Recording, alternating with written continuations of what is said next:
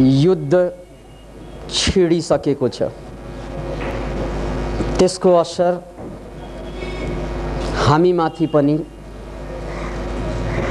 पर्न थालिसकेको छ। यस युद्धलाई लिएर कतिपय मान्छेहरू विश्वभरि विरोधमा उत्रेका छन् र केही मान्छेहरू यस युद्धलाई जायज ठानेर लडिरहेका छन्। युद्ध सुरु भइसकेको छ।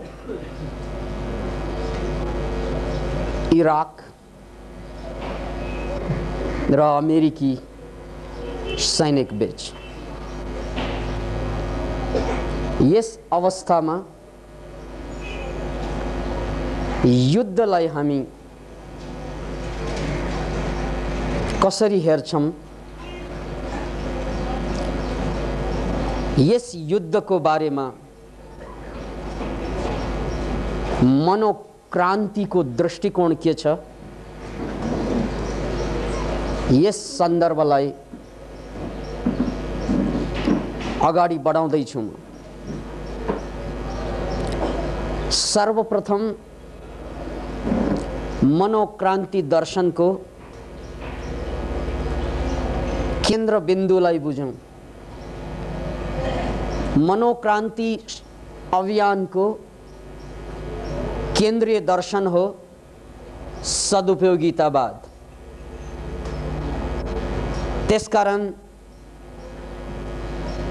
हामी कुनै पनि कुराको विरोध होइन, सदुपयोग खोज्छौं। त्यसैले युद्ध होस् या विनाश होस् या प्रलय जाओस्, त्यस्ता फुच्चा फाच्चा काम भइरहन्छन् आफ्नो ठाउँमा। त्यो भन्दा विराट तपाईको चेतना हो, मेरो चेतना हो, जसलाई युद्धले केही फरक पार्दैन, जसलाई प्रलयले केही फरक पार्दैन, जसलाई विनाशले केही फरक पार्दैन र जसले यो आफ्नो चेतनाको शाश्वततालाई बुझ्दैनन्, उनीहरू मात्रै युद्धदेखि डराउँछन्। उनीहरू मात्रै युद्धदेखि भयभीत हुन्छन्। त्यसकारण हामी मनोक्रान्तिको सेरोफेरोमा रहेर युद्धलाई तेस्रो एंगलबाट हेर्छौं। युद्धको समर्थन हामी गर्दैनौं, किनभने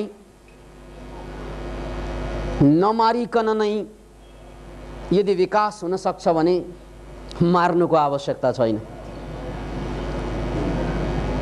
मसिन गन नचलाइकन नै, ब्रेन गनबाट नै आफ्नो अभिष्टलाई भेटाउन सकिन्छ भने मसिन गन चलाउन आवश्यकता छैन। त्यसकारण हामी भौतिक युद्धको पक्षमा छैनौं, किनभने मस्तिष्कबाट उठ्ने तरङ्गहरूले पनि युद्धले खोजेको लक्ष्यलाई हासिल गर्न सक्छ। पुनः एकपल्ट, मसिन गनबाट उठेका गोलीले हैनन्, मस्तिष्कबाट छुटेका मनोतरङ्गले पनि लक्ष्य हासिल गर्न सक्छन्। त्यसकारण भौतिक युद्धको कुनै खाँचो पर्दैन। यसलाई पुनः बुझौं। युद्ध साध्य होइन, त्यो युद्ध लडिरहेकाहरूलाई पनि थाहा भएको कुरा हो। युद्ध साधन हो। चाहे नेपालका माओवादीले लडेको जनयुद्ध होस् या इराकी सैनिकहरूले या अमेरिकी सैनिकहरूले, सबैलाई थाहा छ युद्ध साधन हो, साध्य होइन। त्यसकारण यो साधनमा आइसकेपछि साध्यमा पुग्न सक्छ सक्दैन भन्न सकिँदैन, किनभने मान्छे साधनमै सिद्धिन सक्छ, साध्य त कता कता। र मनोक्रान्ति दर्शन साध्यतिर उन्मुख छ। त्यसकारण हतियार या बम बारुद गोला बिना पनि साध्य हासिल गर्न सक्छ। त्यो हो माइन्ड टेक्नोलोजी। त्यही विज्ञानको नाउँ माइन्ड टेक्नोलोजी हो। मनोक्रान्तिको अर्थ यही हो। त्यसैले हामी युद्धको डेफिनेटली समर्थक होइनौँ, भौतिक युद्धको समर्थक होइनौँ। खुसी हुनुभयो होला कति मान्छे। तर यो पनि कान खोलेर सुन्नुस्, हामी कुनै भौतिक युद्धको विरोधी पनि होइनौँ। लज्जा, सक्यो कुरा। आजसम्म हामीले बुझ्ने र सुन्ने यही कुरा हो। कसैको समर्थक नहुनुको मतलब विरोधी बन्नु।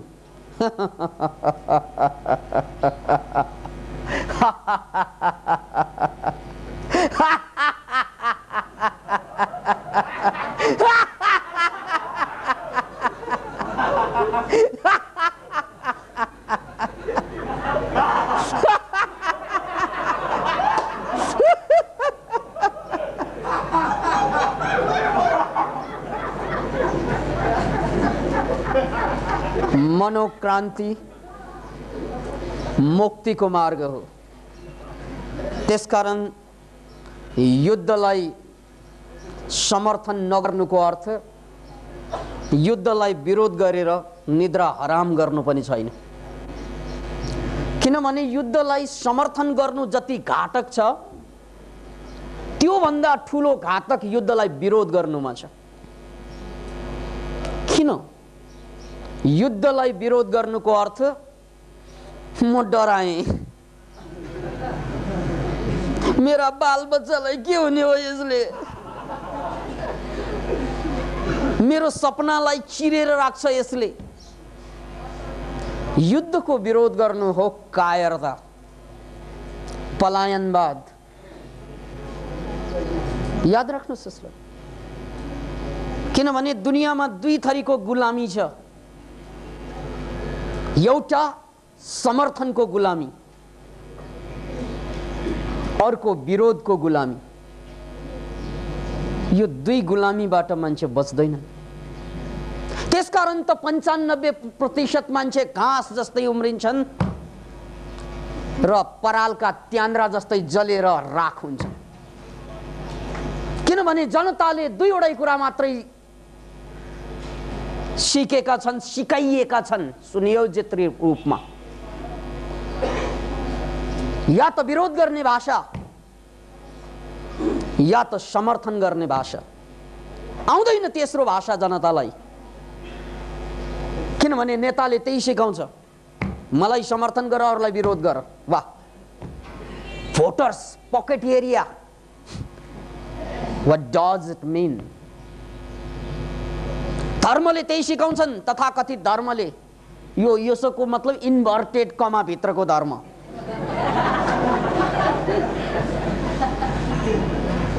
धर्मले यही सिकाउँछन्। खुसुक्क कानमा आएर तेरो धर्म सर्वश्रेष्ठ, अरू जम्मै फुच्चा फाच्चा।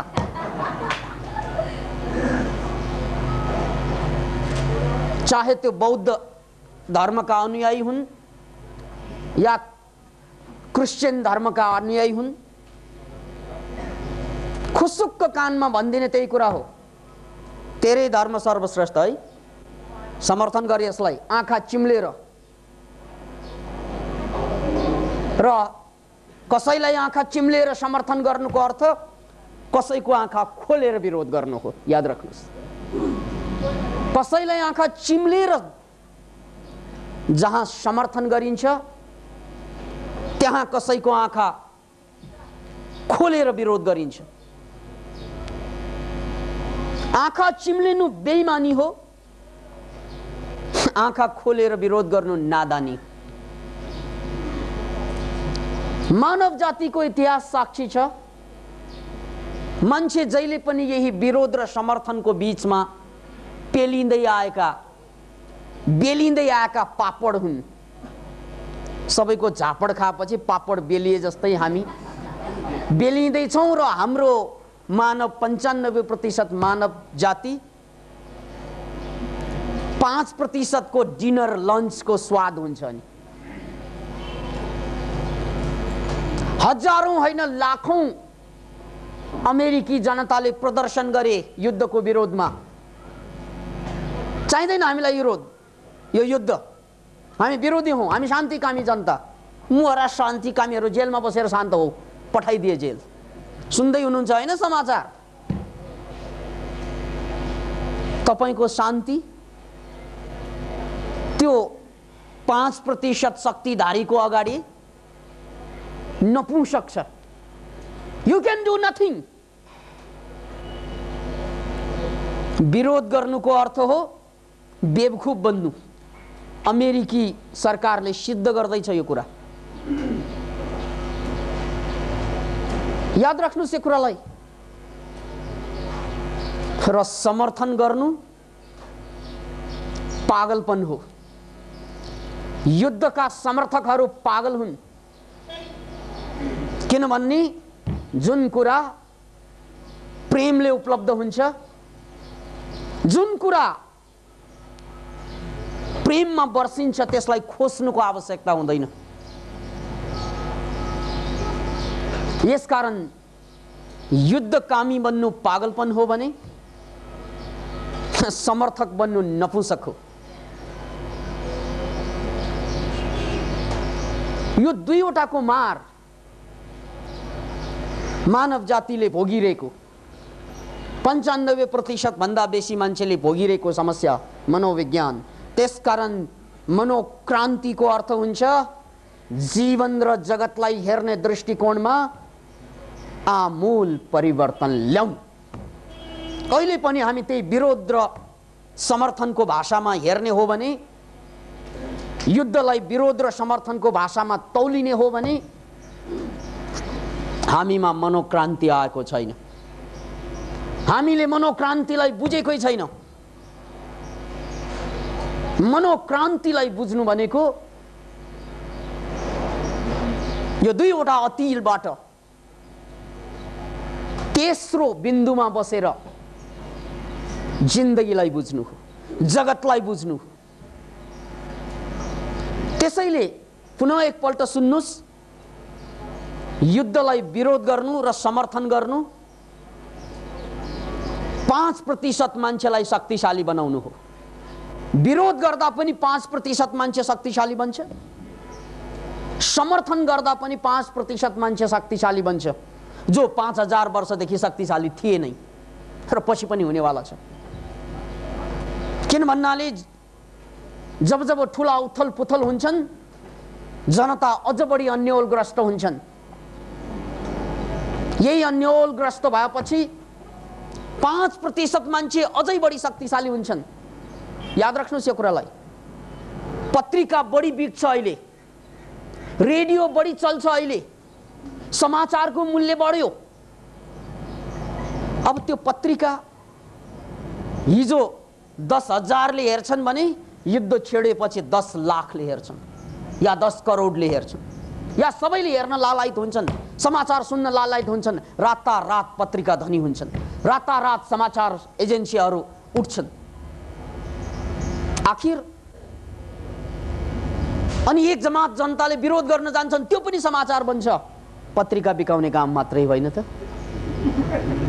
तपाई एक जमात 5%लाई धनी बनाउनको लागि कोही विरोधमा जुट्छन्, कोही समर्थनमा जुट्छन्। आखिर 5%लाई शक्तिशाली बनाउने षड्यन्त्रको इकाइ बन्छौं हामी। What does it mean? त्यसकारण इज इट पोसिबल कि यो सम्भव छ?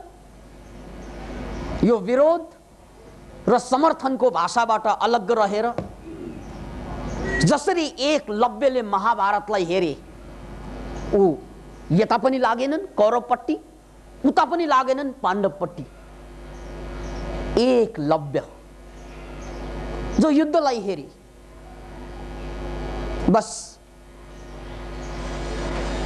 त्यस्तै के जनताले संसारमा घट्ने सबै विसङ्गति, संसारमा घट्ने सबै विनाश लीला सबैलाई एकलव्यले हेरे जस्तो हेर्ने दिन आउला। किनभने जुन दिनमा तपाईं एकलव्य जस्तै तटस्थ भएर विनाश लीलालाई हेर्न सक्षम हुनुहुनेछ, त्यही दिनमा जनता हिरो बन्नेछ। जनता जनता रहँदैन त्यो दिनमा, जनता त जनता रह्यो। किन भन्नाले ऊ तटस्थ छैन, ऊ गुलाम छ। चुनाव भन्छ, एक जमातलाई चाहिँ जिताउनको लागि ऊ काँध थाप्न जान्छ। जुलुस भन्छ, एक जमातलाई सिंहासनबाट ढाल्नको लागि आफ्ना काँध थापेर बन्दुक चलाउन दिन जान्छ जनता। त्यसकारण जनता त सिडी मात्रै हो भाइ। कसैलाई माथि उक्लिनु छ, चाहे विरोधको नाउँमा चाहे समर्थनको नाउँमा। विरोधको भाषा नबुझ्ने जनतालाई च्याप्प समाउँछन् एक जमातले समर्थनको भाषा बोलेर। समर्थनको भाषा नबुझ्नेलाई अर्को हात आउँछ, च्याप्प समाउँछन् विरोधको भाषा बोलेर।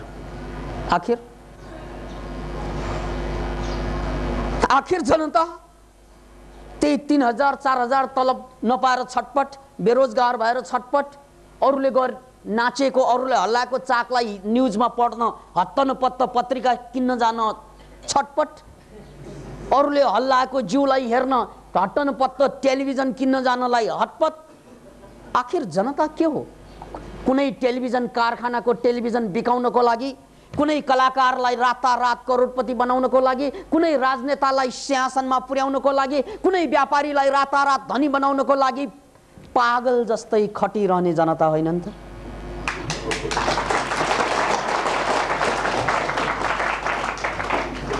यी दुवै समर्थन र विरोधका कुराहरू हुन् जसले जनता युगौं युगदेखि दास भए र आज पनि दास छन्। हो, हिजो जस्तो हामी सीधा सीधा दासतामा छैनौं। बाहिरको दासता, बाहिरको बन्धन चुडियो, तर भित्रको जन्जिर अझै टुटेको छैन, अझै बन्धन खुलेको छैन। त्यसकारण हामीले या जनताले, यो नेपाली जनताको कुरा मात्र होइन, यो विश्वका जनताले अब यो 5% माथि पुर्याएर काँध थाप्न जाने काम गर्नु भएन र यो काम गर्नु भएन भनेर बुझ्नको लागि यो विरोध र समर्थनको औचित्यतालाई खुला रूपमा, स्पष्ट रूपमा बुझ्नुपर्छ। यसमा औचित्यता दुई किसिमबाट सिद्ध हुन्छ। यी दुवै किसिमबाट 5%लाई शक्तिशाली बनाउने काम हुन्छ, किनभने दुवैमा जनता पिल्सिन्छ। यही कुरा हामीले आज बुझ्नु छ र आजको प्रवचनबाट कम से कम हामीले यो तटस्थताको, यो जनताको मुक्तिको कुरा बुझ्न सक्यौं भने यो युद्ध हाम्रो लागि दुःखद कुरा हुने छैन। याद राख्नुस्, मैले कुनै पत्रिकालाई अन्तर्वार्तामा भनेको छु मेरा 2 जना गुरु छन्, एउटा गौतम बुद्ध र अर्को एडोल्फ हिटलर। कान खोलेर सुन्नुस्, विकास आनन्दका 2 जना महान गुरु छन्। एउटाको नाउँ हो एडोल्फ हिटलर, अर्कोको नाउँ हो तथागत गौतम बुद्ध। के भनेको यो कानमा ठिकै भनेको हो कि होइन? कतिलाई गाह्रो लाग्यो होला। हिटलरलाई गुरु सद्गुरु। विकास आनन्दले जीवनमा 2 जना गुरुलाई देखे। अहिले पनि एउटा हिटलर, अर्को बुद्ध। के भनेको? के भनेको सुन्नुस्, यही हो जनता पीडित हुने पोइन्ट। किन भन्नाले ऊ या त हिटलरको भाषा जान्छ या त बुद्धको भाषा बुझ्छ, त्यस बीचको भाषा बुझ्दैन उसले। नबुझेको कारणले यो भाषा बुझ्नेहरू हिरो बन्छन्, नबुझेकाहरू जिरो बनेर लड्छन्। याद राख्नुस्, जनता पागल, कमजोर, बेवकूफ, जाहिल, जर्जर बनाउने काममा यही मनोविज्ञान छ। तपाईले जसलाई चाहिँ दुश्मन ठान्नु भयो त्यसलाई तपाईका नेताले दुश्मन ठान्दैनन्। याद राख्नुस्, नेता तपाई माझबाट बन्ने होइन, भोट हाली हाली नेता बनाउने होइन। त्यो नेताको लागि तपाईले सोच्नु भयो होला कि यो नेता मेरो विचारलाई समर्थन गरेर लाने, पटक्कै होइन। यो कुरा याद राख्नुस्, प्रजातन्त्र स्थापना भइसकेपछि हाम्रा एमाले र प्रजातान्त्रिक कांग्रेस बनाउँदाहरूले पालै पालो राप्रपाबाट प्रधानमन्त्री बनाइएन। याद राख्नुस्, जनताको लागि उनीहरू फालिएका अरे जनआन्दोलनमा, तर नेताको लागि कहाँ फालिएका? उनीहरूलाई प्रधानमन्त्री हामी बनाउँछौँ, जनताले फालेर के हो, हामी बनाउँछौँ भनेर गए नेताहरू। त्यसैले याद राख्नुस्, जनता जहिले पनि गुलाम बन्नुको यो मनोविज्ञान। किनभने जुन कुरालाई तपाईँ शत्रु भनेर बुझ्नुभयो नेताहरूको लागि मित्र हो त्यो। यसकारण याद राख्नुस्, 5% नेता किन भयो त भन्नाले तपाईँ खाली विरोधको भाषा बुझ्नुहुन्छ, उनीहरू समर्थनको भाषा पनि बुझ्छन्। फरक भएन तपाईहरुले? फाइदा कसरी उठाउनु थाहा छ तपाईलाई? थाहा छैन, उनीहरूलाई थाहा छ। त्यसैले याद राख्नुस्, मैले खुलेर भने लुकेर के भन्नु। विकासानन्दका दुई गुरु, एउटा हिटलर अर्को बुद्ध।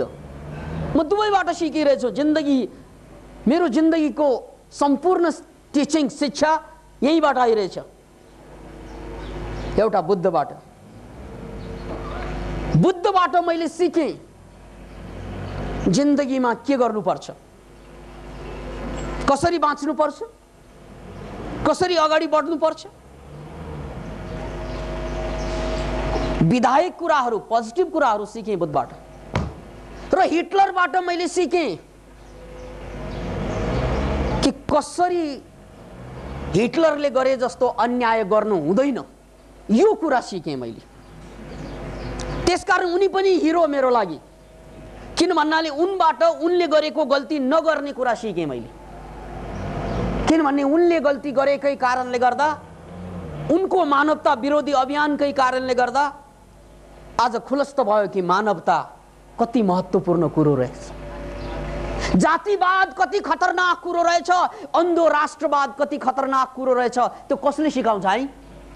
हिटलरले नसिकाए, बुद्धले सिकाउँछ? सिकाउँदैन। बुद्धले अन्ध राष्ट्रवादको कुरा भन्दैन, जातिवादको कुरा भन्दैन। यो त हिटलरबाट सिक्नुपर्छ। यदि जातिवादमा लाग्यो भने, अन्धो राष्ट्रवादमा लाग्यो भने, अन्धो धार्मिक कट्टरतामा लाग्यो भने यस्तो हालत हुँदो रहेछ भन्ने यस्ता मान्छेबाट सिक्ने। त्यसकारण इतिहासका दुईवटा पाटा, एउटा नेगेटिभ पाटो र अर्को पोजिटिभ पाटो। मैले दुईजना गुरु भने नि, यो दुईवटा अवधारणा हुन्। एउटा नेगेटिभ धारा, अर्को पोजिटिभ धारा। नेगेटिभ धाराबाट त्यो नगर्ने कुरा सिक्ने हो, पोजिटिभ धाराबाट के गर्ने सिक्ने हो। दुवैबाट सिक्न सकिन्छ। विरोध किन गर्नु पर्यो? सिक्नलाई विरोध गर्नु पर्दैन, हिटलरलाई गाली गर्नै पर्दैन। उनले गरे जस्तो नगरे पुगिहाल्छ। गाह्रो त बुद्ध नगरे जस्तो नगरे, उनले गरे जस्तो नगरेर पुग्दैन, उनले गरे जस्तो गर्नुपर्ने। क्या गाह्रो छ। त्यसकारण जेन बुद्धिज्ममा एउटा भनाइ छ, if you meet Buddha on the way, kill him immediately. के भनेको यो? इंग्लिशमा भनेको क्या यो? यदि तिमीले बुद्धलाई बाटोमा भेटायौ भने काट्दिनु त्यसलाई। कि बुद्धलाई काट्नु? बुद्धलाई काट्नु, मजाले काट्दिनु। What does it mean? कसले भनेको यो? बुद्धको विरोधीले होइन, बौद्ध भिक्षुले भनेको, जेन बुद्धिस्टले, जापानको जेन बुद्धिस्टले भनेको, if you meet Buddha on the way kill him immediately. What does it mean? अर्थ के हो यसको? यसको अर्थ हो ज्ञानी पुरुष, पोजिटिभ पिपल, उनीहरूलाई चिनेर, उनीहरूलाई जानेर, उनीहरूको ज्ञान बुझेर पनि प्र्याक्टिसमा ल्याएनौ भने तिमी अज्ञानी भन्दा पनि बर्बाद हुनेछौ। याद राख, यसको कुल सन्देश यही हो। किनभने ज्ञानीहरूलाई सुन्ने र सुने जस्तो नगर्ने हो भने तपाईं जति पतित मान्छेहरू धरतीमा कोही पनि रहँदैन। यो पनि कुरा नोट गरेर राख्नुहोस्। कुरा बुझ्यो तर बुझेर पनि त्यो कुरा लागू गरिएन भने नबुझ्नु जाति, भाग यहाँबाट। If you met Buddha on the way kill him immediately. यही कुरा यहाँ पनि लागू हुन्छ। यदि ज्ञानका कुरा सुनेर बुझेर पनि बुझ पचाएर बस्नुभयो भने तपाईँ अझ बढी पतित हुनुहुनेछ। तपाईँले देख्नु भएन मनोक्रान्तिको सेरोफेरोमा रहेका साथीहरू कसरी बिस्तार बिस्तारै चाहिँ अरू मान्छेभन्दा पतन हुँदै गएको देख्नु भएन? भेट्नु भयो होला नि सेरोफेरोमा, भेटिन्छन्। किन भन्नाले ज्ञान सुन्नेहरू सबभन्दा खतरनाक तत्त्व हुन्छन्। पतनको बाटो, नर्कको बाटो उनीहरूको लागि बढी खुला हुन्छ ज्ञान सुन्नेहरूको लागि। किनभने सुनेर प्र्याक्टिसमा लगेन भने उनलाई दुईतिरबाट मार पाउँछ। एउटा त मार बाहिरबाट पनि आउँछ, तैँले यस्तो गरेर पनि, यस्तो सङ्गत गरेर पनि, सुसङ्गत गरेर त खत्तम। अनि भित्रबाट के हुन्छ भन्नाले, हो बा म खत्तम, खै मेरो रक्सी, खै मेरो बेविचार। याद राख्नुहोस् यो कुरालाई। म यसलाई साइन्टिफिक रूपमा एउटा प्रमाणसहित पेश गर्न चाहन्छु। चुरोट पिउने मान्छेहरूको बिचमा एउटा रिसर्च भयो। रिसर्च के भयो कि चुरोटले क्यान्सर ल्याउन सक्छ, मुटुको रोग ल्याउन सक्छ, फोक्सोको रोग ल्याउन सक्छ, आदि इत्यादि। चुरोटले के रोग ल्याउँदैन हिसाबै छैन। किनभने चुरोटका धुवाँले शरीरभित्र शरीरको एन्टीमा जाने, शरीर विज्ञानको, शरीर संरचनाको एन्टीमा जाने फ्री र्याडिकल्सहरू डेभलप गर्दैछ, जसको परिणामस्वरूप फ्री र्याडिकलले जहाँ पनि हमला गर्न सक्छ र रोगी बन्छ मान्छे। त्यसकारण चुरोट पिउने मान्छेहरूलाई कुनै पनि रोग लाग्न सक्छ। वैज्ञानिकहरूले रिसर्च गरे, अनुसन्धान गरे कि चुरोट पिउने दुई किसिमका मान्छेहरू छन् दुनियाँमा। एउटा चुरोट पिउनु हुँदैन भनेर थाहा नपाएकाहरू, जस्तै तपाईँ यहाँ अनकन्टार गाउँ पहाडमा जानुहोस् त, उनीहरूलाई चुरोट पिउनु हुँदैन भने थाहा नै छैन। सुई सुई तानेको हुन्छ, किनभने परम्परादेखि तम्बाकु तान्ने चलन थियो। त्यसकारण त्यो त इज्जतको कुरा हुन्छ, त्यहाँ मतलबै छैन। सुई सुई सुई तानिरहेको हुन्छ, बडा आमाको दुध चुसे जस्तै चुरोट चुसिरहेको हुन्छ मजाले। जसरी चाहिँ आमाको दुध पिउन पाएन भने बच्चा चिडचिडा हुन्छ, चिडचिडा बिच्किन थाल्छ, त्यस्तै चुरोट पिउन पाएन भने मान्छे बिच्किन थाल्छ अनि आमाको दुध ताने जस्तै चुई चुई चुई तान्छ। यस्ता तान्ने दुई थरीका मान्छे, एउटा शिक्षित अर्को अशिक्षित। अशिक्षित पनि यस्तो अशिक्षित जसलाई थाहा नै छैन चुरोटले बिगार्छ भन्ने। चुरोट पिउने सहरका डाक्टरहरूदेखि लिएर सबभन्दा बढी थाहा यिनीहरूलाई नै छन् र सबभन्दा बढी पिउनेमा यिनीहरू नै पर्छन् जो शिक्षित छन्। वैज्ञानिकहरूले रिसर्च गरे, थाहा पाई चुरोट पिउनेहरू, थाहा नपाइकन चुरोट पिउनेहरू।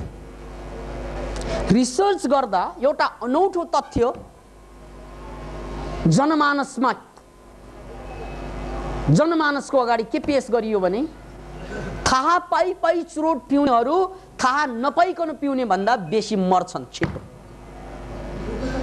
किन भन्नाले चुरोट तानिरहेछ, यो मलाई थाहा छ यसले क्यान्सर गर्छ, मलाई ऊ सूचना दिई यसले ठिक गर्दैन तर छोड्नु पनि त सक्दैन यार। त्यसकारण मेरो प्यार हो, जो लोग जानबूझकर नादान बन गए, मेरा ख्याल है कि वो इंसान बन गए रे। इंसानको सम्पूर्ण कमजोरी आउँछ। चुरोट पिउनु हुँदैन थाहा छ तै पनि पिउँछन्, थाहा छैन त्यसकारण पिउँछन्। थाहा भइकन पनि पिउनेहरू छिटो मर्छन्, छिटो मुटु र क्यान्सरका रोगको शिकार हुन्छन्। थाहा नपाइकन पिउनेहरूलाई पनि रोग लाग्छ, तर कम लाग्छ, ढिलो लाग्छ। त्यसैले एउटा कुरा याद राख्नुहोस् मेरा मित्रहरू, यदि ज्ञानको कुरा सुनेर प्र्याक्टिस नगर्ने हो भने त्यो अज्ञानी हुनुभन्दा पनि खतरनाक हुन्छ। त्यसैले if you make Buddha on the way, kill him immediately. यदि बुद्ध भेटियो भने तुरन्तै मारिदेऊ। भौतिक रूपमा मार भनेको नसम्झनुहोस्, त्यसलाई वास्तै नगर। म भन्छु, यदि तपाईँलाई यो मनोक्रान्तिका ज्ञानहरू, यो जीवन दर्शनहरू पालना गर्न सक्दैन भने भाग्नुहोस् यहाँबाट, प्लिज नेभर कम हियर। किनभने तपाईँ अझ बढी पतित हुनुहुनेछ। जानेर पनि गर्न नसक्ने प्रायश्चित आगो दन्किन्छ यहाँ। के गर्ने थाहा पाएर घरमा वातावरणै छैन।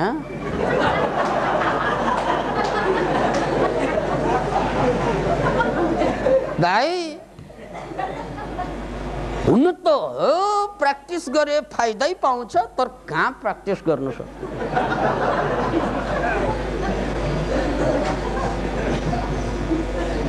तपाईँ अब व्हाइट राइस खाँदा पनि तपाईँ छिटो मर्छ। खाना हुँदैन यो, मलाई थाहा भइसक्यो यार। त्यो वातावरण छैन क्या यार। मानु वातावरण के बच्चे? वातावरण तपाईले जन्माउने कि तपाईले वातावरणलाई जन्माउने? भाइ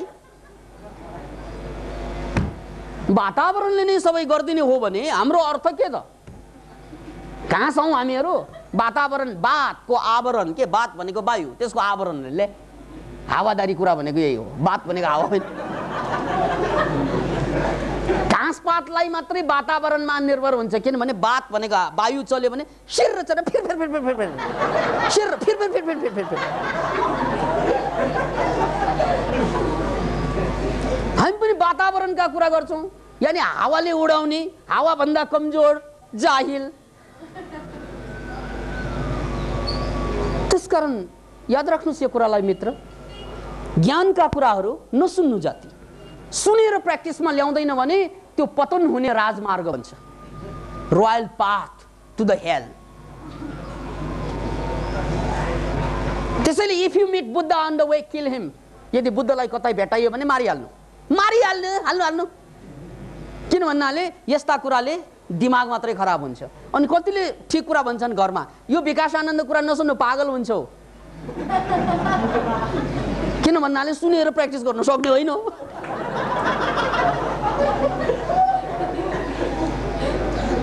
त्यो अलिअलि खुस्किसकेपछि भन्ने कुरा हो, फेरि हो उपदेश दिन थाल्छ। त्यसैले ज्ञान गुणका कुराहरूलाई जीवनमा पहिला उतार्नु भन्दा पहिला त्यो उतार्न सक्ने अवस्था छ कि छैन त्यो बुझ्नुपर्छ। यदि त्यो उतार्ने अवस्था छैन भने नसुन्नु, नपढ्नु जाति।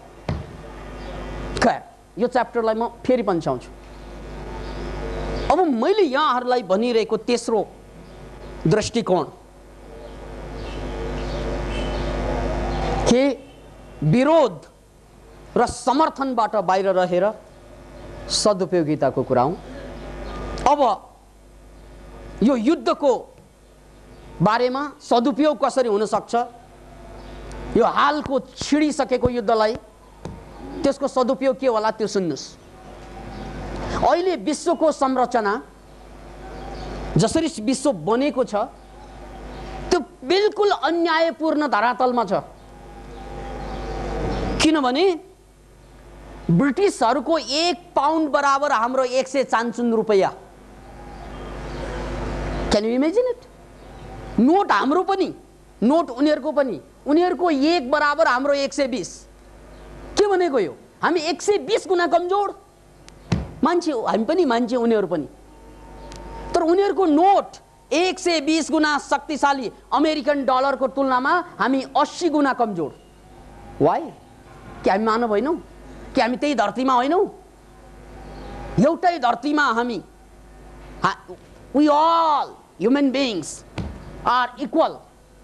हामी जम्मै समान युएनले डिक्लेयर गरे, तर डलर समान भइदिएन बाबा, मान्छे समान भएर के गर्ने? मान्छे समानको घोषणा गर्ने युएनलाई म भन्न चाहन्छु, युएनओलाई ताकत छ भने डलर पनि समान गर, ताकत छ भने पाउन्डलाई पनि समान गर। यो मान्छे समानको नाराले कति दिन धोका दिने हो भाइ? म विदेशबाट नेपाल फर्कँदै थिएँ। नेपालमा फर्कँदा पहिलोचोटि एहसास भयो, बोध भयो, नेपाल भनेको त नेसन होइन रहेछ, नेपाल भनेको त नेसनल पार्क रहेछ। नेसनल पार्क भनेको तपाईले रॉयल चितवन नेसनल पार्क सुन्नुभयो होला, जहाँ थरी थरीका जनावरहरूलाई संरक्षण दिइन्छ, बडा फेन्स बाँडेर संरक्षण, र त्यहाँबाट बाहिर आयो भने फ्वाट बाहिर भित्रै पसाइदिने, चकचक गर्न थाल्यो भने गोली हिर्काउने। नेसनल पार्कको माने त्यो। तपाईलाई त्यहाँ फुल पाले पनि हुन्छ, पोथी पनि हुन्छ, त्यहाँ सबै मिलाइदिने। नेसनल पार्कमा त सबै हुन्छ नि यार, दाना पनि हुन्छ, खाना पनि हुन्छ, याद राख्नुस्। अनि त्यो घेराबाट बाहिर आउन पाइँदैन, अनि टुरिस्टहरू त्यहाँ पुग्छन्। आहा, हामी पनि पुग्छौँ नि कहिले काहीँ, ए गेडा गेडा गेडा गेडा गेडा, बाघ बाघ बाघ बाघ, आहा दङ्ग, खिच खिच खिच,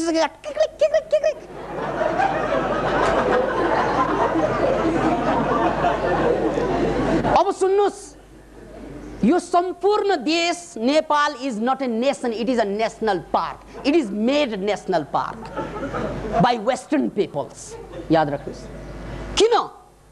किन भन्नाले हाम्रो देश बनाउँदा यो नेपालको नेशनल पार्क भित्र खुरु खुरु बोर्डरमा आएर भिजा हान्ने, अनि हामी अमेरिकामा जाने, बेलायतमा जानु पर्यो भने के क्यूमा बस्ने, उनीहरूको मर्जीमा, उनीहरूको देशमा जान नपाइने, हाम्रो देशमा खुरखुराउने।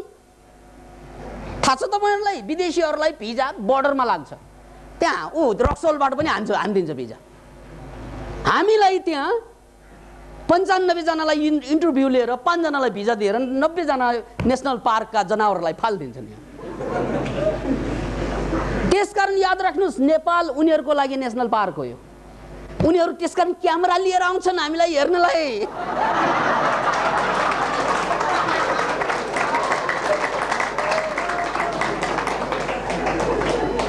अब यसरी नेशनल पार्कका जनावरले ताली ठोकेको सुनेपछि, देखेपछि लस्कर लाग्लान्। ओहो, ताली पनि बजाउने जनावर। यस्तो हाँसो सुनेपछि त लाफिङ एनिमल्स।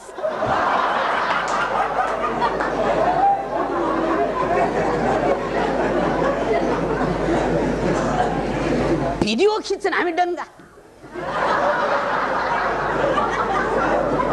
क्या ट्रेन्ड बन मान्छे भने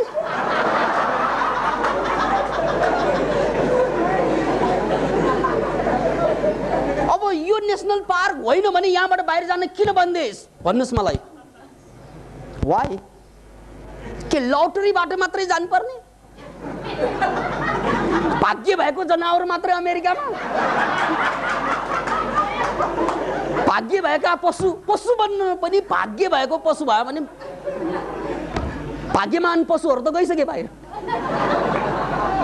अब भाग्यले साथ नदिएका पशुहरू नेशनल पार्क भित्र। यो नेशनल पार्क भन्दा केही पनि फरक छैन विश्वको मामलामा। तपाईं हाँस्नुस् या रुनुस्, तर यथार्थ हो यो। नेपालमा भुइँचालो जाने सम्भावना छ भनेर यही विदेशीहरूले भन्ने हो हामीलाई।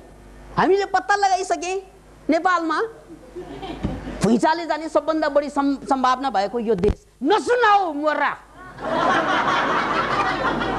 नसुनाऊ, किनभने यो सुनेपछि भयभीत भएर हामी यहाँबाट बाहिर जान खोज्दैनौँ। त्यसकारण मेरा मित्रहरू फेरि याद राख्नुहोस्, हामीलाई भयभीत, त्रसित, गरिब, दरिद्र, जाहिल बनाउने काम कसले गरिरहेछ भन्नुहोस् त? त्यही नेशनल पार्कलाई हेर्न आउने मान्छेहरू होइन? डोनेसन आउँछन्, एड आउँछन्। अरे बाबा, हामीले पिञ्जडामा साना नानी छँदा हामीले सुगा पाल्दाखेरि, कुकुर पाल्दाखेरि आफ्नो स्कुलमा खर्च गर्ने पैसा जोगाएर पनि कुकुरलाई मासु किनेर ल्याएर त्यो बानेको कुकुरलाई पाल्न ल्याउँछ होइन त? त्यो महिना सुगालाई पानी भर्न हामी हतार हतार आउँछौँ, कचौडा किनेर ल्याउँछौँ, दाना किनेर ल्याउँछौँ। यो बाहिरबाटै आउने एड भनेको त्यही हो। सेम हामीलाई खुवाउन दाना, किनभने यहाँबाट भाग्ला नि यिनीहरू फेरि खानपान भने त भाग्न सक्छ, फेरि मर्न सक्छ, अर्को समस्या। त्यसैले याद राख्नुहोस्, यो संरचना कसले बनायो? यो संरचना कि यदि यो पृथ्वी हाम्रो हो, यदि सम्पूर्ण मानव जाति समान हो भने के धरतीमा हामी पनि विचरण गर्नु पर्दैन? भुइँचालो जाने सम्भावना छ रे यो नेपालमा, एकदम क्लियरली उनीहरूले बार बार भनिरहेछ वैज्ञानिकहरूले। किन भन्नाले वीरगञ्जमा गएर हिमाल उठ्ने सम्भावना छ रे। यहाँका मान्छेहरूको हालत के हुने होला वीरगञ्जमा? त्यति भनेपछि त कमसेकम यहाँका मानव जाति, यहाँका मान्छेहरूलाई सुविधा त यो हुनुपर्ने। भाइ मलाई यहाँ चाहिँ बस्नु छैन, यहाँ भुइँचालो जाने सम्भावना, त्यसकारण यो एरिया खाली गरेर अरू ठाउँमा गएर बस। पत्रिकाले बार बार लेखिरहेछ भुइँचालो जान्छ जान्छ, भोलि जान्छ कि 100 वर्षमा जान्छ थाहा छैन, तर जान्छ अरे। अनि त्यति भन्दा भन्दै पनि भुइँचालो जान्छ। यहाँका नेसनल पार्कभित्रका पत्रकारहरूले लेख्छन् भुइँचालो जान्छ। अनि भुइँचालो जान्छ भने सुरक्षित स्थान खोज्नलाई प्रतिबन्ध। What does it mean? माथि तलवार झुन्ड्याउने धागोमा, अनि राम्रो राम्रो बिछौना विदेशबाट पठाउने सुत्नको लागि, तल चाहिँ यहाँ गद्दा, माथि तलवार।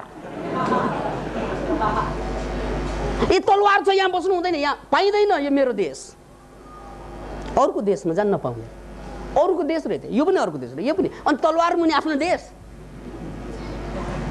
त्यहाँबाट हट्न नपाइने, चिट्ठाइ लिनु पर्ने।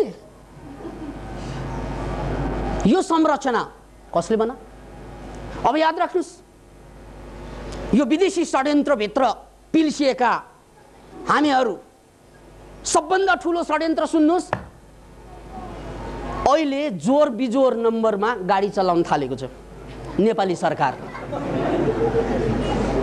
जोर बिजोर नम्बरमा युद्ध हुन्छ कता कता, दुःख यहाँको सरकारले यहीँकै जनतालाई दिन्छ। फेरि प्रजातन्त्रको माने थाहा छ तपाईँहरूलाई? जनताको लट्ठीद्वारा जनताको पिठ्युमाथि जनताले बजार्ने चाहिँ व्यवस्था।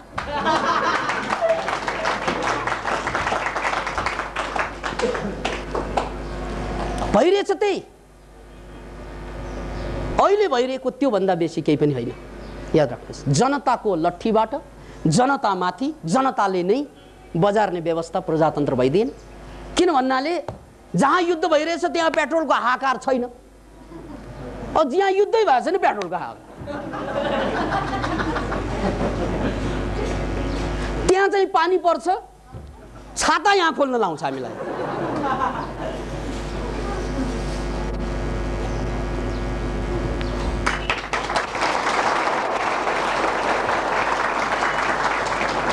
त्यसैले मेरो मित्र, एउटा कुरा याद राख्नुहोस्, यो पेट्रोलमा निर्भर बनाउने काम त्यही विदेशीहरूको हो।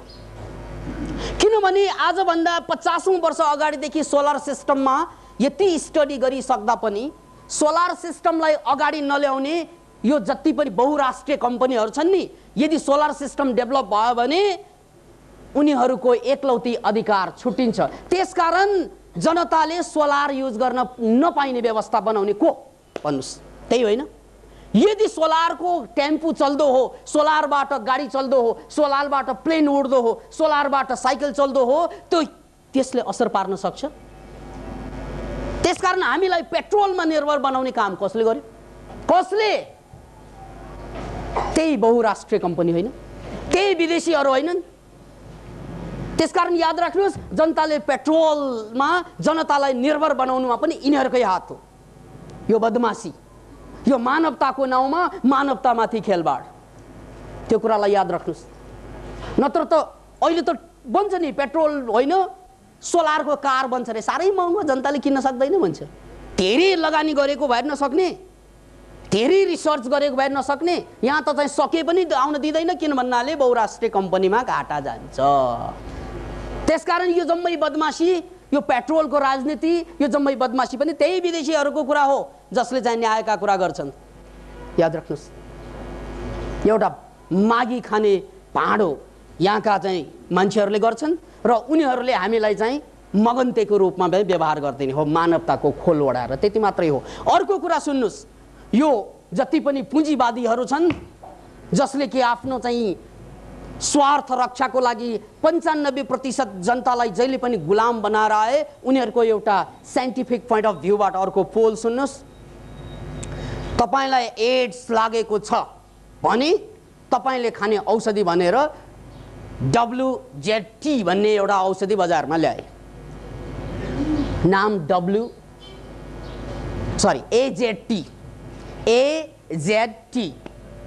AZT भन्ने औषधि अमेरिकी मार्केटमा $10 पर्छ। 500 mg को भनेको एउटा क्याप्सुलको $10।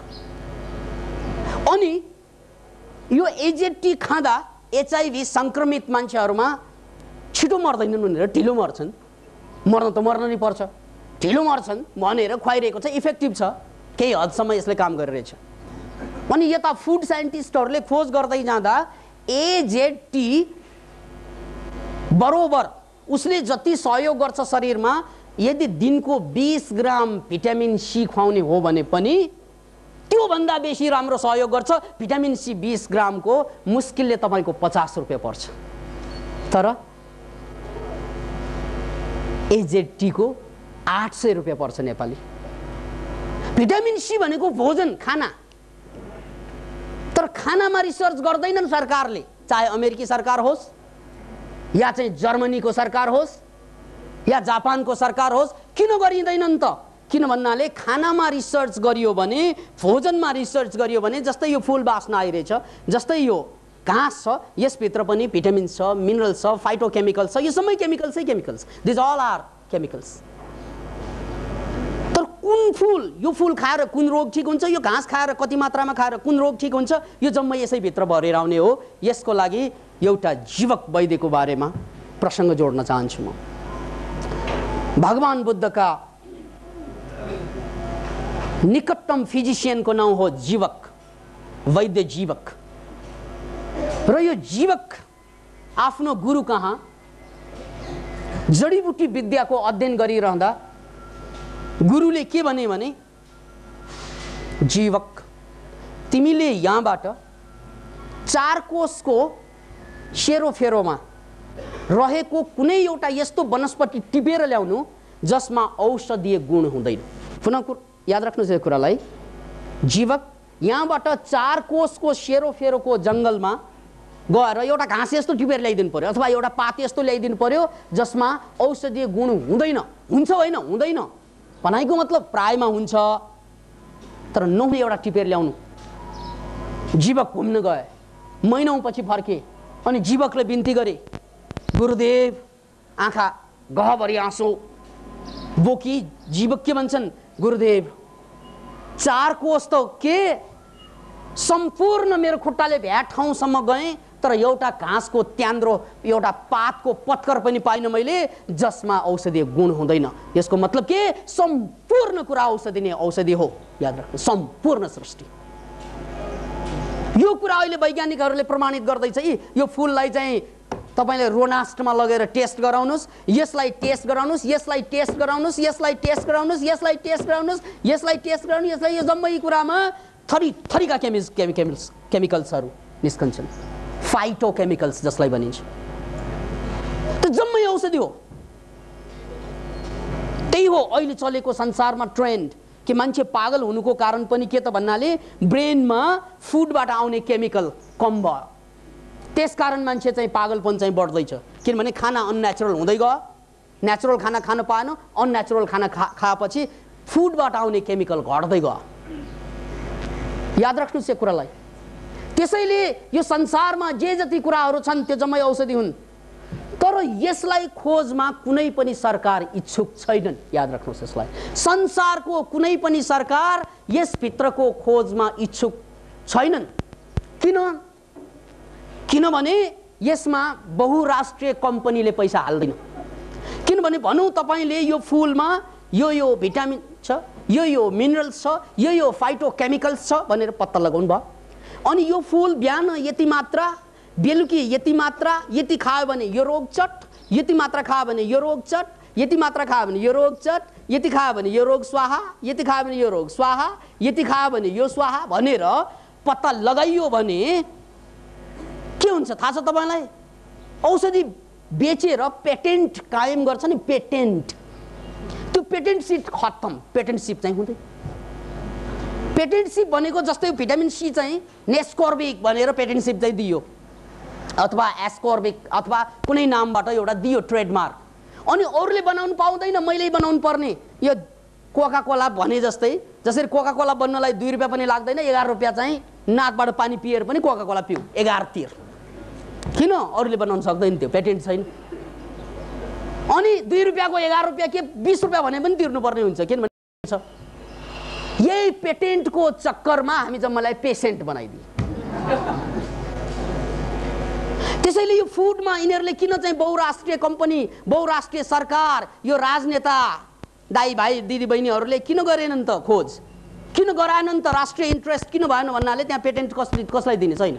अब भनौँ न, यो फुलबाट ल एउटा फुलबाट ए आउँछ भने जनताले आफैले गएर गर्छन्, त्यसकारण त्यहाँ चाहिँ 5% मान्छे धनी हुन पाउँदैनन्। त्यसकारण त्यो षड्यन्त्र कायम राख्नको लागि फुडमा खोजै गरियो अहिलेसम्म। यो हो विडम्बना। सोलर सिस्टमको जुन विडम्बना हो त्यही खानाको विडम्बना हो। त्यसकारण यो दुनियाँ जसले हाँकिरहेका छन्, जसले न्यायका कुरा गरिरहेका छन्, जसले आतंकका विरोधका कुरा गरिरहेका छन्, उनीहरू दुनियाँका सबभन्दा ठुला आतंकवादीहरू हुन्, उनीहरू दुनियाँका सबभन्दा ठुला फटाहरू हुन्। बस याद राख्नुहोस्, यो टाली पड्काएर मात्रै पुग्दैन। यहाँ टाली पड्काउने, उनीहरूले त्यहाँ गालामा चड्काएर ल्याउला। त्यसको लागि पनि तयारी हुनुहोस्। यसैले अहिले जुन अवस्था छ यो संसारको, कम्प्लिटली अन्यायपूर्ण धर्रामा यो राष्ट्रको नाउँमा नेसनल पार्क बनाउनु, यो पेटेन्टहरू जम्मै चाहिँ लिनु आदि इत्यादि, यो पेट्रोलमाथि राजनीति गर्नु, 5%लाई धनी बनाएर दुनियाँका सम्पूर्ण जनतालाई गुलाम बनाउने एउटा विश्वव्यापी साजिसको इकाइ हो। त्यसकारण यो साजिसको इकाइको संरचना कसले निर्माण गरे? कसले गरे यो सम्पूर्ण साजिस? षड्यन्त्रको ताना बाना कसले बुने? यो महाभारत त कहिले कथामा सुनेका थियौं, तर चक्रव्यूह अझै पनि बाँकी छ। त्यो चक्रव्यूहमा 95% जनताहरू अभिमन्यु जस्तै मारिएका छन्। याद राख्नुहोस्, अब मारिएकाहरू हामी जम्मै हौं। प्रमाणित भयो नि, किन भन्दा टाली नै आएन। किन भन्नाले टाली नभएपछि त मरिसक्यो। मरेकाहरूले बजाउँदैनन्। गुड, नबजाउनुहोस्, किन भन्नाले मरेको प्रमाणित जो गर्नु छ। त्यसैले याद राख्नुहोस्, हामी मरिसक्यौं, हामीलाई मारियो 5000 वर्षको षड्यन्त्रमा, त्यसमा पिल्स्यौं, हामी मर्यौं। अब त हामी चाहिँ यो जीवावशेष मात्रै हो, जसलाई जम्बिस भनिन्छ, चल्ता फिल्ता लास मात्रै हो। त्यसैले यदि यो संसारलाई हामीले बुझ्नु छ, जिन्दगीलाई बुझ्नु छ, र हामी चाहिँ अन्यायको चाहिँ विरोधमा साँच्चै छौं भने एउटा कुरा पक्कै के बुझ्नुपर्छ भने यो सम्पूर्ण विश्वको संरचना जसरी बनेको छ त्यो अन्यायको धरातलमा बनेको छ। 5%ले 95%लाई शोषण गर्ने र त्यसमाथि नेपाललाई नेसनल पार्क बनाउने यो सम्पूर्ण साजिस यो संसारमा चलिरहेछ, र त्यो संरचना बनाउने त्यही विदेशीहरू हुन्। त्यसकारण यो संरचना हामीले भट्काउन सक्दैनौँ यो नेसनल पार्कवालाहरूले, किनभने हाम्रो ताकत छैन त्यो भट्काउने। यो बाउन्ड्री उनीहरूले नै सेटअप गरेको हो, यो अवस्था उनीहरूले नै ल्याएको हो। त्यसकारण सक्दैनौँ। त्यसकारण उनीहरूले बनाएका सम्पूर्ण यो संरचना, यो सम्पूर्ण अन्यायपूर्ण चाहिँ संरचनालाई ध्वस्त पार्ने हामीसँग ताकत छैन। ताकत उनीहरूसँगै छ। त्यसलाई चाहिँ न्युक्लियर वेपन भनिन्छ। उनीहरूसँगै छ बम, वार हेड भनिन्छ त्यसलाई। हो, कसले गर्ने यो चेन्ज? कसैले गर्ने? उनीहरूले नै गर्ने। अब उनीहरूले 101 बनाएका बमहरू निकाल्छन्, वार हेडहरू निकाल्छन्, ड्वाङ ड्वाङ फाल्दै यो संरचना भट्काउने काम उनीहरूले नै गर्छन्। उनीहरूको पतनको कारण उनीहरू बाहेक हामी हुन सक्दैनौँ। याद राख्नुहोस्, यो कुराको सबभन्दा ठुलो प्रमाण बुझ्नुहोस्। सेकेन्ड वर्ल्ड वार अगाडि हाम्रो हालत के थियो? हाम्रो भनेको विश्वका गरिब मुलुकहरूको, साना मुलुकहरूको हालत के थियो? उपनिवेश, कलोनिजम, जसमा चाहिँ भारतको याद हामीलाई अझै आउँछ कि अंग्रेजहरूले उनीहरूलाई गुलाम बनाए। त्यो कुरा हामीलाई थाहा छ। हाम्रा नेताहरू पनि लडे रे त्यो उनीहरूको गुलामीबाट मुक्ति दिलाउनको लागि, उनीहरूलाई दिलाउनको लागि कतिपय नेपाली जनता, नेपाली नेताहरूले पनि भाग लिएका थिए। त्यसैले याद राख्नुहोस्, वर्ल्ड वार हुन अगाडिसम्म संसार उपनिवेशमा जकडेको थियो, उपनिवेशबाट संसार मुक्त हुन सकिरहेको थिएन। तर जब यिनीहरूले वर्ल्ड वार छेरे, वर्ल्ड वार पछि संयुक्त राष्ट्रसङ्घ मजबुतीका साथ अगाडि आए र त्यसपछि अब कसैले कसैलाई गुलाम बनाउनु पाउँदैन, स्वतन्त्र राष्ट्रलाई चाहिँ त्यसरी कसैले पनि कसैलाई चाहिँ कोलोनी बनाउनु पाउँदैन भन्ने एउटा लहर चल्यो। र त्यसपछि पहिला भए बन्दुक लिएर आउँथे, अहिले एड लिएर आउन थाले। एड भनेको सहयोग, एकपल्ट सहयोग हुन्छ, त्यो दुई तीन पल्ट भयो भने एड्स हुन्छ, महामारी, त्यही भोग्ने हो हामीले। त्यसकारण याद राख्नुहोस्, जे होस् सेकेन्ड वर्ल्ड वार अगाडिको साना राष्ट्रहरूको स्थिति सेकेन्ड वर्ल्ड वार पछि चाहिँ बदलियो। स्वतन्त्र राज्य भयौँ हामी, स्वतन्त्र राष्ट्र भयौँ हामी, होइन त? त्यसकारण उनीहरूले बनाएको त्यो साम्राज्यवादको संरचना हामीले भड्काएको होइन, उनीहरूले नै हानेको बमले भड्केको। हिरोसिमामा बम खसालियो, नागासाकीमा बम खसालियो, त्यहाँका भौतिक संरचना त नष्ट भए, तर उनीहरूको हजारौं वर्षको जुन कुत्सित षड्यन्त्र र साजिस, त्यो बमको साथ आगोले पनि भस्मीभूत पारिदिएको छ। त्यसकारण यसपालिको यिनीहरूको युद्धमा पनि हामीलाई त्यो विरोध गरेर आगोमा घिउ थप्नु चाहिँ छैन। त्यो तैले निर्माण गरेको अन्यायपूर्ण संरचना हो, भट्काउने काम पनि तेरै हो। तर कहाँ कहाँ भट्काउँछस् हेरौँला नि, हम भी देखेंगे, आज हम अपनी दुआओं के असर देखेंगे। लजा दुआ भनेको कामना गरिरहेको होइन हामीले शान्ति आओस्, मानवता, हामीले यही कामना गर्ने होइन, मानवता जागुन्, संसारभरमा मानव एक हुन्, संसारभरमा कसैलाई अन्याय नहुन्। आज हम अपनी दुआओं के असर देखेंगे। दुआ भनेको हाम्रो प्रार्थनाको असर हेर्ने होइन, तीर नजर देखेंगे, जख्मे जिगर देखेंगे। आज त हेरौँ कि यो नजरको तीर पनि कहाँबाट कता तीर चल्दैछ, त्यसलाई मिसाइल भनिन्छ अचेलको भाषामा। जख्मे जिगर देखेंगे, त्यो पनि हेरौँ कि कुन कुन कलेजोमा घाउ लाग्छ, कुन कुन मुटु छिया पर्छ, कुन कुन व्यक्ति ढल्छ, कुन कुन व्यक्ति उठ्छ, हामी पनि हेरौँ। यो हेर्ने समय हो मित्र, किन भन्नाले यो यिनीहरूले नै संरचना, यिनीहरूले नै निर्माण गरेका सम्पूर्ण जालो हो। यिनीहरूले बाहेक कसैले पनि फोड्न सक्दैनौँ। हामी त किनाराका साक्षी हौँ यस मामलामा, किनाराका साक्षी।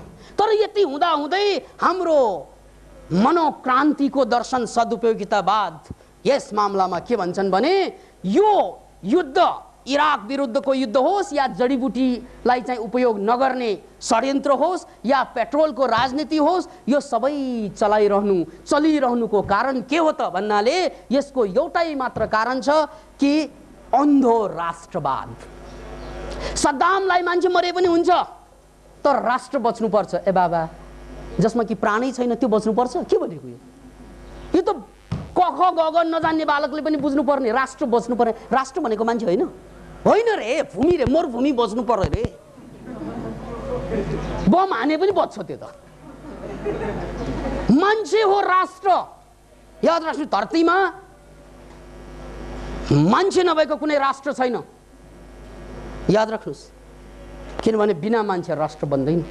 अब राष्ट्रको दुहाई दिएर, धरतीको दुहाई दिएर, माटोको दुहाई दिएर मान्छे मारे पनि ठिक छ, हामी मर्छौँ, मजाले मर्छौँ, देशैमा मर्छौँ। यो अहङ्कार अनि बुसको अहङ्कार, यो टसल, यो धरतीभित्र कसैले बम बनाउँछन्। यहाँ पाकिस्तान हाम्रो छिमेकी, हिन्दुस्तान हाम्रो छिमेकी रे, उनीहरूले बम बनाउँछ। यस्तो बम जसको विस्फोट भयो भने हाम्रो खैरियत छैन। त्यही पनि हामी ठुलो ठुलो हेर्नुपर्छ। म मरे पनि मेरो देश बाँच्छ, ठिक कुरा, किनभने अब मर्नेवाला छौ, अरू उपाय छैन। अरूले बम पड्काएपछि त गइगयो नि, देश त बाँच्छ, त्यसमा शङ्का छैन। अब बायोलोजिकल वेपन युज भयो भने त देश त तरोताजा जस्ताको तस्तै, किनभने कीटाणुले मार्दिने हो। यो त भवनलाई मार्दैन, कीटाणुले मान्छेलाई मार्दैन। त्यसैले याद राख्नुहोस् यो कुरालाई। त्यसैले अहिले हामी किनाराका साक्षीहरू, हामी नेपाल या विश्वका यस्ता जनताहरू जो कि न्यायपूर्ण अवस्थामा मानव जाति अगाडि बढुन् भन्ने चाहन्छन्, उनीहरूले त खोज्ने कि यो सम्पूर्ण संसारको यो युद्ध तबसम्म बाँकी रहन्छ। बुशले भने नि यो आतंकवादलाई संसारबाट सिद्ध्याउने, यदि आतंकवादलाई संसारबाट निर्मूल गर्नु छ भने पहिलो काम राष्ट्रवादलाई निर्मूल गर्नुपर्छ संसारबाट, किनभने यो राष्ट्रवादको कारणले एउटा राष्ट्रले अर्को राष्ट्रलाई हमला गरेको होइन। त्यसकारण बुशमा यदि बुद्धि छ भने निर्मूल गर्नतिर आउँ राष्ट्रवाद, याद राख्नुहोस् आतंकवाद होइन, किनभने यो आतंकवादको संरक्षक राष्ट्रवाद, यो अन्धो राष्ट्रवाद। र यो अन्धो राष्ट्रवाद के हो त्यो पनि बुझ्नुहोस्। अब हाम्रो आवाज उठाउने पालो, तिमीहरू लड्ने पालो, हाम्रो आवाज उठाउने पालो, किनभने तिमीहरू लड्नमा जुट्यौ। अब आवाज उठाउने, खाना बनाउने, भोजन पकाउने, अस्पतालको व्यवस्था गर्ने पालो त हाम्रै हो, हाम्रो पालो। अब हाम्रो पालोमा गर्ने के त भन्नाले यो सारा संसारका जति पनि देश छन् त्यो देशलाई स्वतन्त्र राष्ट्रको रूपमा होइन राज्यको रूपमा मान्यता पाओस्। राज्य, नेपाल एउटा राज्य, अमेरिका पनि एउटा राज्य, बेलायत पनि अब राज्यमा सिवाय राष्ट्र बन्न पाइँदैन मोरा, किनभने राष्ट्र बन्यो भने यिनीहरूले अन्यायपूर्ण संरचना निर्माण गर्छन्। त्यसकारण यिनीहरू जम्मै अब राज्य बन, सबै राज्य बन्छन् सबै देश, र सबै देश मिलेर चुनेका जनताबाट एउटा केन्द्रीय सरकार बन्छ।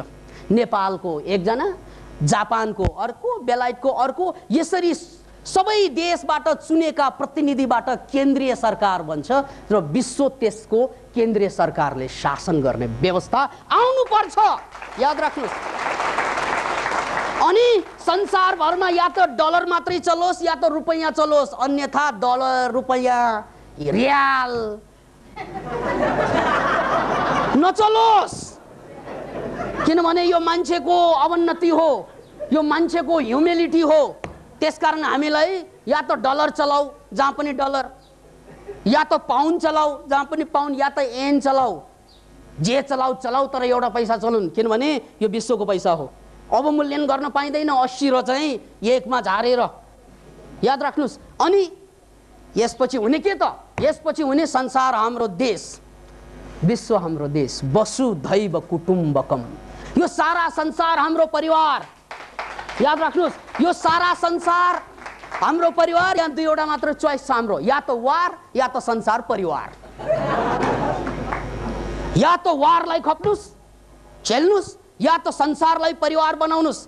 त्यसैले नेपाली जनतामा त्यो जागरणका ज्वाला दन्किसकेको छ भने नेपालीहरूमा पनि साँच्चै मानवताप्रति प्रेम जागिसकेको हो भने अहिले हाम्रो पालो यही हो कि हामीलाई विश्व सरकार चाहियो। अमेरिका राष्ट्र बन्न पाइँदैन, अमेरिका राज्य बन्नुपर्छ, याद राख्नुहोस्। बेलायत राष्ट्र बन्न पाइँदैन, बेलायत राज्य बन्नुपर्छ। स्पेन राष्ट्र बन्न पाइँदैन, राज्य बन्नुपर्छ। यसको विरोधमा म भन्छु दुनियाँभरका मानव जाति एक हौं, किनभने यो नेताहरूले टुक्रा टुक्रा पारेको यो घायल धरतीलाई जोड्ने काम जनताले मात्रै गर्न सक्छ, याद राख्नुहोस्। यो नेताहरूले टुक्रा टुक्रा पारेको धरती, तिमीहरूले चाहिँ धरतीलाई टुक्रा टुक्रा पारिदियो भने जनताले यसलाई जोड्ने काम गर्छ, किनभने विश्वका जनता हो हामी जम्मै एक हौं भन्ने नारा सहित अगाडि बढ्ने समय हो यो। किनभने यिनीहरूलाई लड्न देऊ, संरचना भस्म हुने देऊ देऊ देऊ, किनभने यिनीहरू तहस नहस नभएसम्म यो हाम्रो कुरा सुन्नेवाला छैन। बमले लागेर घायल भएपछि वाक वाक वाक वाक गरेपछि विश्व एउटै हुनुपर्छ, ठिक छ। नो, लातको मान्छे बातले मान्दैन मित्र, लात हामीले हान्नु पर्दैन, त्यो पनि मित्र उनीहरूले बनाएका बम काफी छ उनीहरूलाई लात दिनको लागि, याद राख्नुहोस्। त्यसैले जनता अहिले तटस्थ हुनुको अर्थ यही हो, जे गर्नु छ हेर्नु छ भाइ, किनभने तैँले अन्यायपूर्ण संरचना बनाइस्, अब त्यो बिगार्ने काम तैँले गरिरहेको छ। त्यसमा हाम्रो बनाउँदाखेरि पनि हामीले केही गर्न सकेन, बिगार्दा के गर्न सक्नु।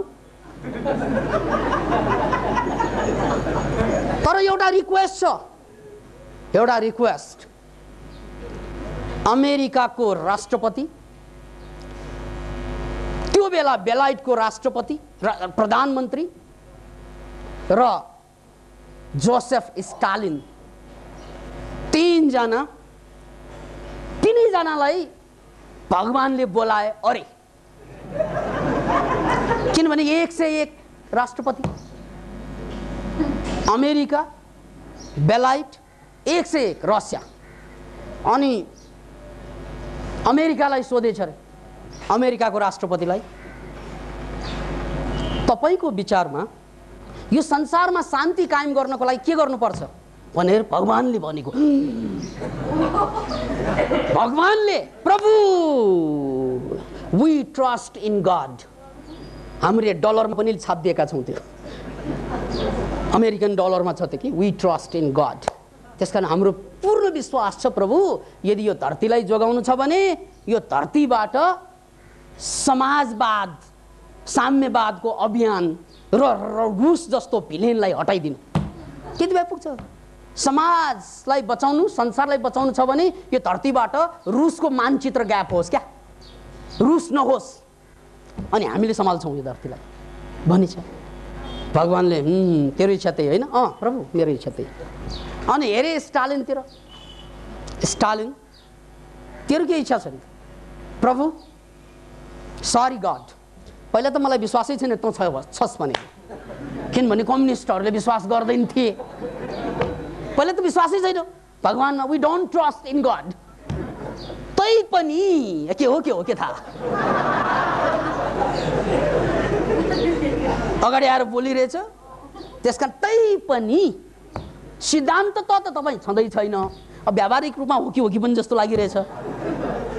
तै पनि यदि तपाईँ हुनुहुन्छ भने यो संसारलाई चाहिँ शान्ति प्रदान गर्न चाहनुहुन्छ भने म एउटा रिक्वेस्ट गर्छु, संसार त जस्ताको तस्तै होस्, तर संसारको मानचित्रबाट यो अमेरिका जस्तो चिज चाहिँ संयुक्त राज्य अमेरिका बनाउँदो चिजै नहोस्, मानचित्रबाट ग्याप होस्, संसार शान्तसँग नि रहन्छ। दङ्ग परेर भनेछ स्टालिनले। अब पालो आयो चर्चिलको। चर्चिल त बडा बुद्धिमान मान्छे मानिन्छ, फेरि बडा बुद्धिमान, बडा। चर्चिललाई हेरेर भन्छन्, अन्त चर्चिल तेरो इच्छा के? प्रभु मेरो त केही पनि इच्छा छैन, मेरो त केही पनि इच्छा छैन, किनभने म त परोपकारी मान्छे, आफ्नो इच्छा लिएर हिँड्ने मान्छे होइन, अरूको इच्छा पूर्ति होस् त्यही चाहन्छु। त्यसकारण यो अमेरिका र चाहिँ रुसको दुवैको इच्छा एकसाथ पूर्ति भए मलाई पुग्छ प्रभु।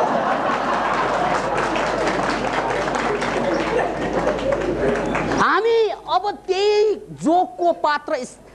जोकको पात्र चर्चिल हौं। यिनीहरूले यो तेलको एकाधिकार, म भन्छु यो तेल धरतीबाट झिकेर, धरतीबाट तेल बेचेर त्यसबाट धुवाँ इराकमा मात्रै केन्द्रित हुने हो भने हामीलाई केही भन्नु छैन, तर त्यो धुवाँको कारणले गर्दा वातावरणको तापमान बढ्दैछ, माछा पुछ्रेको अनि हाम्रो सगरमाथाको हिमालको थिकनेस चाहिँ घट्दैछ भने यु हेभ टु स्टप तेल। के त्यो भन्नु पर्दैन नेपाली जनताले?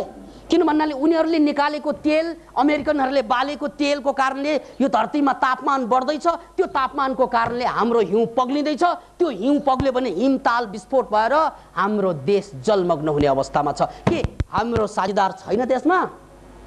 याद राख्नुहोस् यो कुरालाई। त्यसकारण त्यो तेल बाल्दाखेरि अथवा त्यो तेल धरतीबाट छिक्दै पानीको सरह बेच्दै धनी भएर हामीलाई कंगाल बनाए यिनीहरूले। एउटा बदमाशी त्यहाँबाट, त्यो बदमाशीलाई चाहिँ पछाडिबाट भोल दिने अथवा पछाडिबाट उसलाई उक्साउने काम गर्ने यो बहुराष्ट्रिय कम्पनीहरू, यो चाहिँ विदेशका चाहिँ ठुला राजनीतिहरू, हामी यिनीहरूलाई चाहिँ के भन्छौँ भन्नाले यो तेल एउटाले उत्पादन गर्छ अथवा निकाल्छ, अर्कोले चाहिँ संसारमा अप्लाई गरेर के गरिरहेछ भन्नाले हाम्रो हिमाललाई सिद्ध्याइरहेछ। याद राख्नुहोस्। कविहरूले लेख्छन् नि मेरो हिमाल घायल छ, साँच्चै घायल छ, एक दिन त हिमालै रहँदैन, के घायल कङ्काल हुन्छ हिमाल। त्यो अवस्थामा तपाईँ हाँस्नु पर्दैन। पत्र पत्रिका पल्टाएर हेर्नुहोस्, हरेक साल तापमान बढ्दैछ धरतीको। यो तापमानको साथसाथै हिमाल पग्लिँदैछ। हिमाल पग्लियो भने यो संसारको भविष्य के होला तपाईँ कल्पना गर्नुहोस्। त्यसकारण त्यहाँ तेल निकालेर बेच्नुबाट पनि हामीलाई चाहिँ ठुलो घाटा भइरहेछ। त्यसकारण सद्दाम जस्ता मान्छे या कुवेत जस्ता देश या खाडी क्षेत्रका देशहरूले तेललाई यदि बिक्री वितरण गर्नु छ भने हाम्रो हिमाललाई बचाउने ठेका पनि लिनुपर्ने अवस्था आएन। यदि